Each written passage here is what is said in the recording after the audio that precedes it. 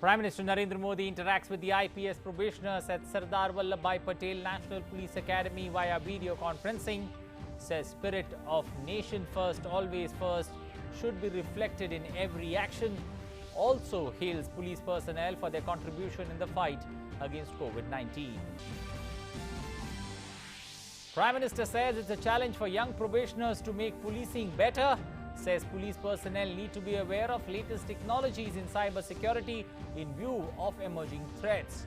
Also says incidents of Naxal violence reduced in recent years.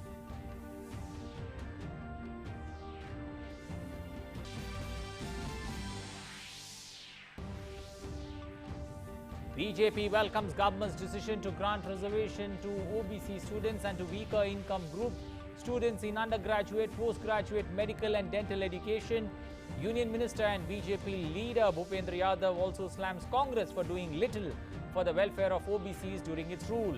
Says 179 medical colleges opened during last 5 years. NIA conducts multiple raids in terror funding case in Jammu and Kashmir, including Shopian and Anantnag. In another incident, 2 unidentified terrorists killed in forest area of Pulwama in Jammu and Kashmir. Search continues. Further details to follow.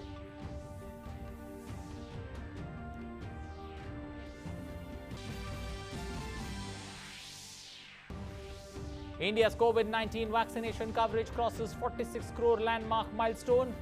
India reports 41,649 new cases in the last 24 hours, with Kerala reporting almost half of the confirmed cases. Centre asks all states to focus on vaccination of homeless, destitute and beggars.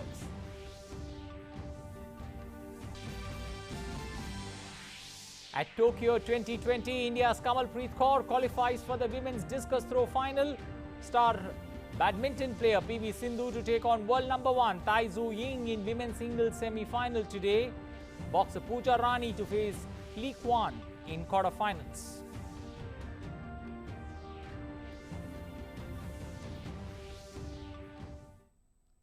Well, those are the headlines this Saturday afternoon. I am Anil Thomas. Now for the stories in detail, starting first up with Prime Minister Narendra Modi addressing the Indian Police Service probationers at the Sardar Vallabhbhai Patel National Police Academy today via video conferencing.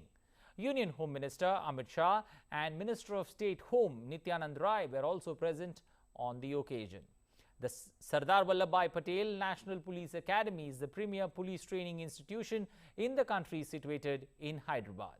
Addressing the probationers, Prime Minister Modi also said that while being on field, one must always keep in mind that nation comes first.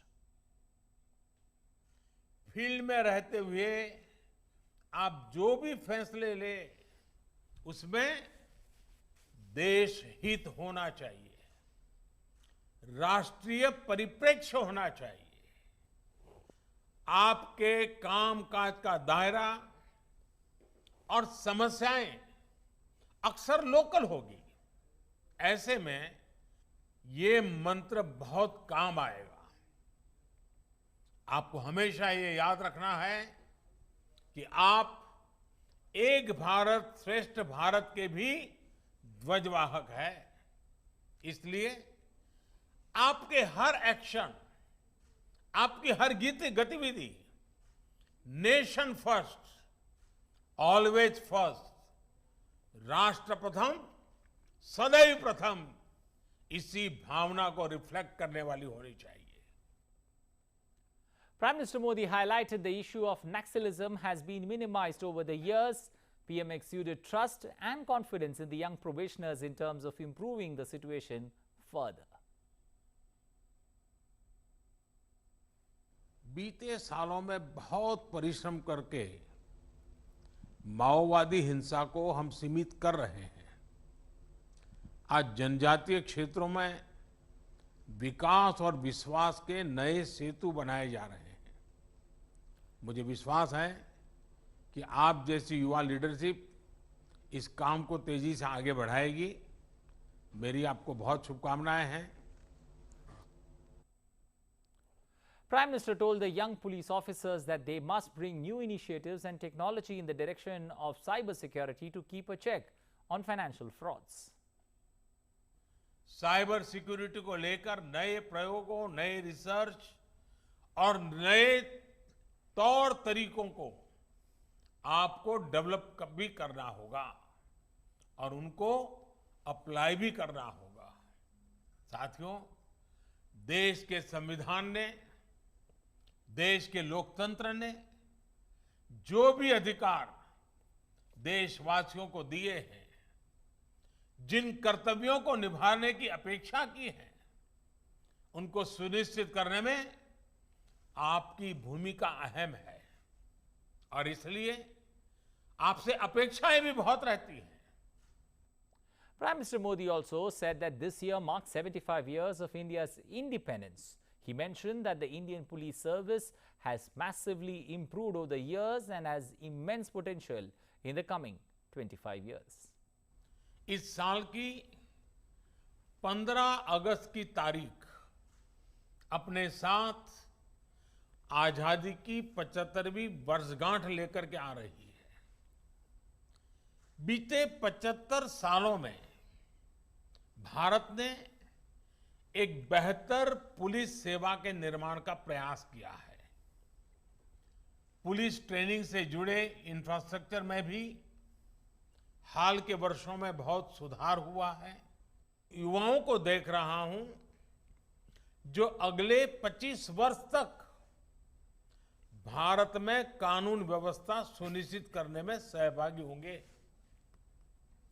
ये बहुत बड़ा दायित्व है। इसलिए अब एक नई शुरुआत, एक नए संकल्प के इरादे के साथ आगे बढ़ना है। Prime Minister also interacted with the probationers during the event. In one of his interactions with a female IPS probationer, Prime Minister advised that the probationers on duty should try and inculcate some activities like interaction with students and a yoga session in schools to make their role unique. अगर मैं field में जाकर police की छवि को सुधारने, उसको बेहतर करने, उसमें किसी भी प्रकार का अगर योगदान दे पाऊंगी, पुलिस को एक्सेसिबल बनाने के लिए, पुलिस स्टेशंस को एक्सेसिबल बनाने के लिए, ओवरऑल जो इमेज है पुलिस की, अगर उसको ज़रा भी इम्प्रूव करने में अगर मेरा योगदान रहा सर, वो मेरे लिए एक बड़ी उपलब्धि रहेगी और मेरा लक्ष्य भी रहेगा। आपको जहाँ भी ड्यूटी का अवसर मिले, सप्ताह में 1 घंटा किसी न किसी गर्ल्स स्कूल में जाकर के उन बच्चियों से ऐसे ही गपशप कीजिए। ये जीवन भर इस क्रम को बनाए रखिए। सप्ताह में 1 घंटा किसी न किसी गर्ल्स स्कूल में जाना, उन बच्चियों से मिलना, बातें करना, उनसे चर्चा करना। और दूसरा, हो सके अगर योगा की आपकी प्रैक्टिस कंटिन्यू रहती है तो कहीं खुले बगीचे में बच्चियों के लिए योगा का एक आध क्लास भी चलाइए, जिसमें आप बीच बीच में जाया करें, ऑर्गेनाइज करें। ये आपकी ड्यूटी के सिवाय कुछ काम कीजिए, आप देखिए इसका असर कुछ ज्यादा ही होगा। BJP meanwhile today welcomed government's decision to grant 27% reservation to OBC students and 10% to weaker income group students in undergraduate, postgraduate, medical and dental education. Medical college में भी ओबीसी समाज के 27% और आर्थिक रूप से पिछड़े वर्ग के विद्यार्थियों के लिए भी 10% आरक्षण की बात की गई। पिछले 5 वर्षों में देश में 179 नए मेडिकल कॉलेज खुले। अब देश में 558, जिसमें 298 सरकारी और 269 प्राइवेट मेडिकल कॉलेज है, और यूजी और पीजी के सीटों की संख्या में भी 56% के करीब और पीजी की सीटों में तो 80% के करीब बढ़ोतरी की गई है। Union Minister and BJP leader Bhupendra Yadav also slammed Congress for only paying lip service to OBCs and doing little for their welfare during its rule. Congress का इतिहास इस बात को दर्शाता है कि कांग्रेस ने 1950 से लेकर 1977 तक, जब वो 74 तक वो पूरे देश के शासन में रहे, और उसके बाद भी पिछड़ा वर्ग आयोग को, चाहे काका कालेलकर की रिपोर्ट हो, चाहे मंडल आयोग की रिपोर्ट हो, उसको लागू नहीं किया। कांग्रेस ने कभी भी आर्थिक रूप से सामान्य समाज वर्ग के जो लोग हैं उनको समाज की मुख्य धारा में आगे बढ़ाने के लिए उनके लिए भी किसी प्रकार की नीति को लागू नहीं किया गया। The National Investigating Agency, that's NIA, has raided 14 locations in Jammu and Kashmir in connection with cases related to IEDs found at different locations on June 27th and the arrest of Lashkar-e-Mustafa top commander Hidayatullah Malik. The raids at 14 locations include Shopian, Anantnag, Banihal in Kashmir and Sunjwan in Jammu. On June 27, 2 people were arrested by the J&K police with an IED from Narwal area of Jammu. Their arrest came hours after 2 explosions rocked the high security technical area of the Air Force Station in Jammu, which was carried out with drones. The Union government is committed to accelerating the pace and expanding the scope of COVID-19 vaccination throughout the country.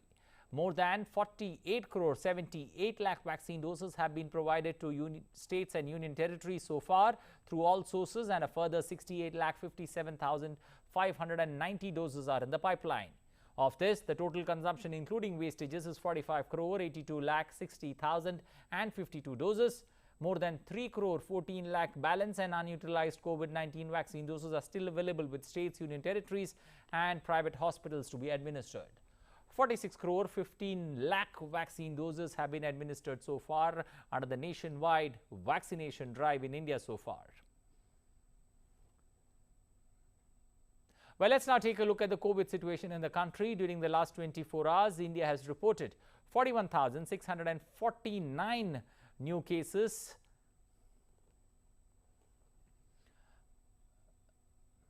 That's the number of cases that have been reported in the last 24 hours. 37,291 patients have also recovered. Currently, the recovery rate currently at 97.37%. India's active caseload now stands at 4,08,920. Active case constitutes just 1.29% of the total cases in India. The daily positivity rate, meanwhile, in the country stands at 2.34. That remains below 5%.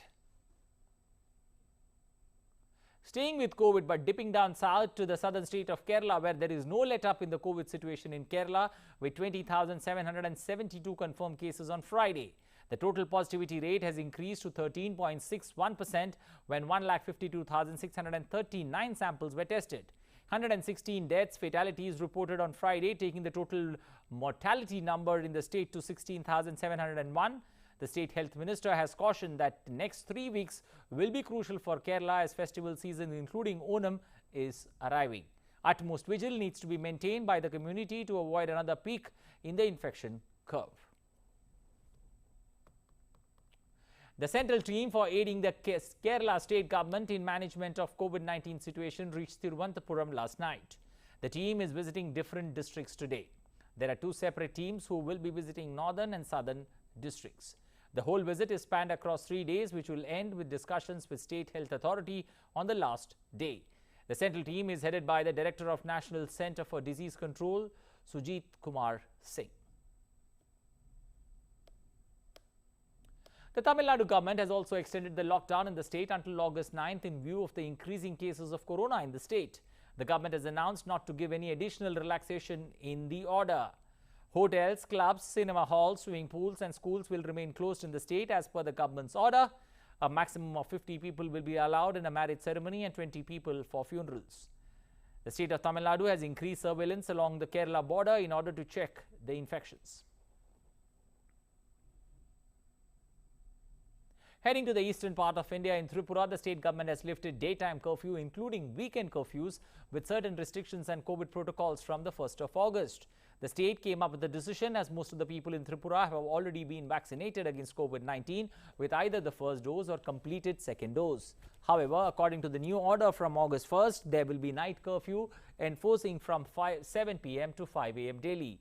According to the new order, up to 100 people will now be allowed to attend to weddings from August 1st to 31st of August. The order also allows cinema halls, multiplexes, gyms, swimming pools, sports complexes, playgrounds, amusement parks and bars to open with a capacity of 30%. In addition, shops, shopping complexes, beauty parlors and salons will be kept open from 6 a.m. to 6 p.m. In order to avoid traffic jams, the organizations will schedule employees to come to the office for a certain period of time. All of them must abide by the COVID-19 protocols.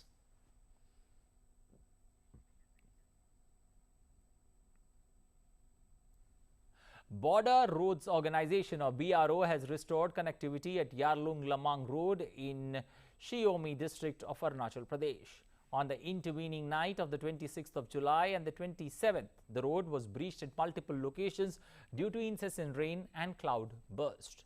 BRO mobilized its engineer task force and quick response team comprising skilled manpower and equipments like JCB, bulldozers and evacuators. Braving tough weather conditions, 50 BRO personnel continued round-the-clock restoration work with heavy equipments. Moving on, the Border Roads Organization is carrying out rescue and relief operations in Himachal Pradesh that is witnessing flash floods and landslides due to heavy rainfall. In the Lahaul and Spiti Valley, the strategic Manali-Sarchu road was closed for traffic at various places due to multiple landslides. BRO's project Deepak, located at Shimla, immediately dispatched its trained engineering task force with personnel and equipment to undertake the rescue and road clearing operations. On Thursday, on one such stretch near Sarchu ahead of Baralchala Pass on the Manali-Leh road, a number of civilians got stranded and faced problems due to the lack of oxygen.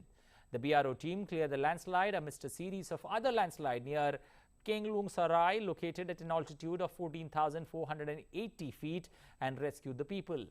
However, Naik Ritesh Kumar Pal of Project Deepak, who was part of the rescue efforts, lost his life. The road was later opened for traffic.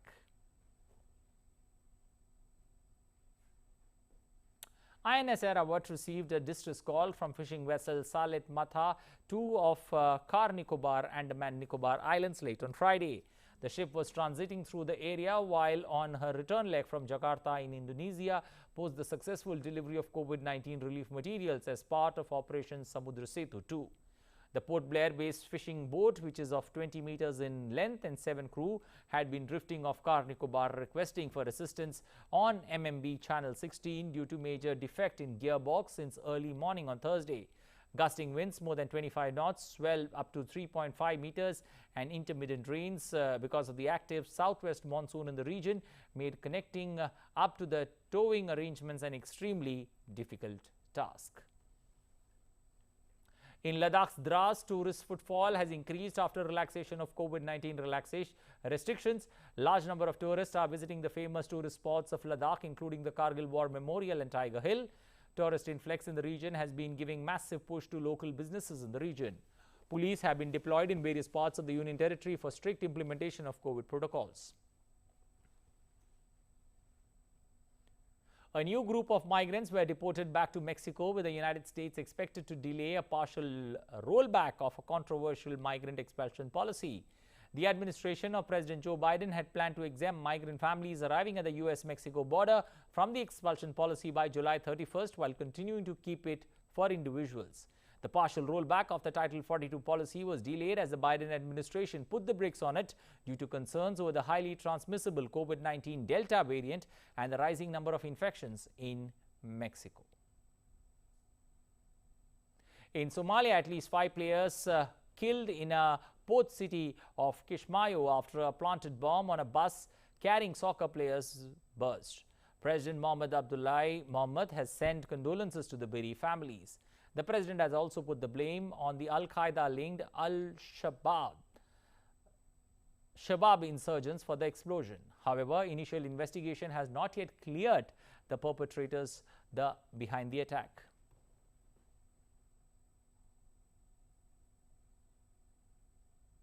Meanwhile, extreme weather conditions continue to prevail in the U.S. In California, firefighters battled the Dixie Fire in Pulwama County to control the blaze.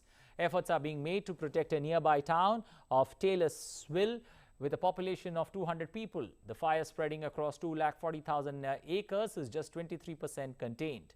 Firefighters from the Redding Hotshots and Los Angeles Fire Department set fire to a hillside to try and stop the fire on its tracks.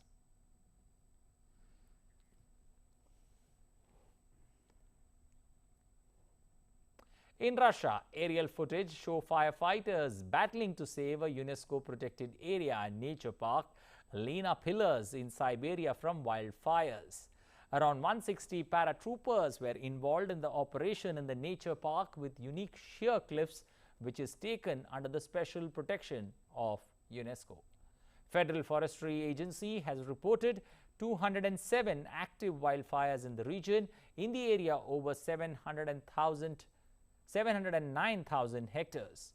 Fire flare across Russian forest land annually, but they have become more intense in recent years amid unusually high temperatures across the northern Siberian tundra region.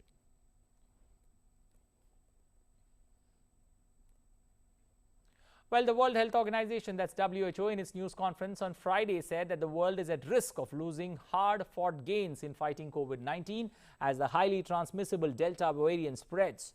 The organization also added that the WHO-approved vaccines remain effective against the disease. Meanwhile, the U.S. Centers for Disease Control and Prevention has described the Delta variant of the coronavirus as being as transmissible as chickenpox and cautioned it could cause severe disease. WHO Director General Tedros Ghebreyesus said that COVID-19 infections have increased by 80% over the past 4 weeks in most regions of the world. Deaths in Africa rose by 80% over the same period. According to the WHO, or the World Health Organization, the Delta variant has been detected in 132 countries, becoming the dominant global strain.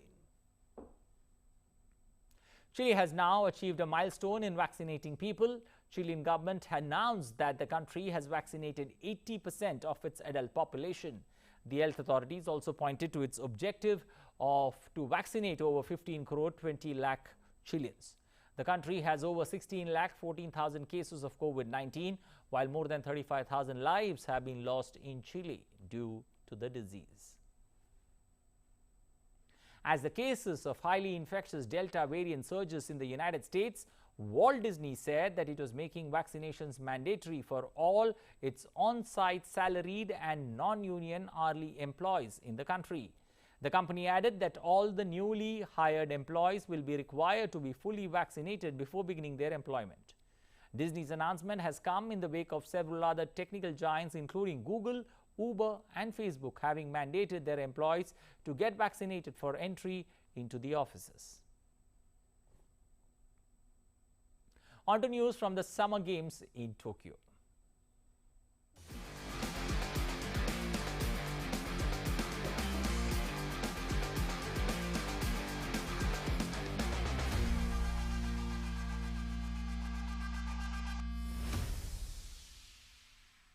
Well, starting first up with discus throw, where Kamalpreet Kaur qualified for the final with a best score of 64-meter throw, while Seema Punia was knocked out in qualifying. Kamalpreet Kaur finished second in the overall heats of the women's discus throw at the Tokyo Olympics.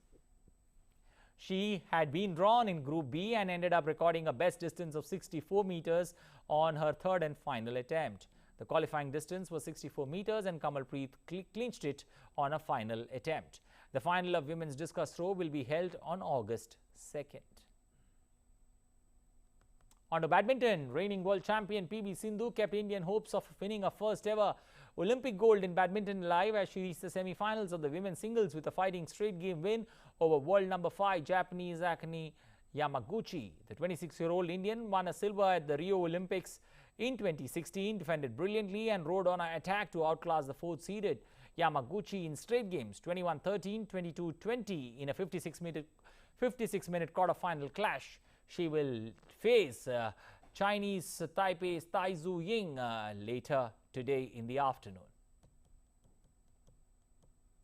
Well, Pooja Rani, meanwhile, will hope to emulate Lovina when she steps into the ring to take on China's Li Quan in the quarter-final later today. Rani, playing her maiden Olympics, has been nothing short of a revelation, punching her way through the knockouts to put her within touching distance of glory. With Simranjit Kaur and Mary Kom knocked out, the 30-year-old is the only remaining medal hopeful from the women's boxing contingent at the Tokyo Olympics. So do not forget to catch these two matches that would be coming at around between 3:20 and 3:30. Both the badminton player PV Sindhu in action, also the boxer Pooja Rani in action in that high quality super thriller Saturday encounters in the boxing ring and also on the badminton courts. Let's wish them best of luck and please continue cheering for the Indian contingent as they try to bring glory for the nation in Tokyo. Remember that hashtag cheer for India. Keep that going. The players need it more and we need to keep egging them on as they look for Olympic glory. Well, that's all we have time for in this edition of news. Thanks for watching. You take good care of yourself. Have a safe and wonderful weekend ahead. Bye-bye.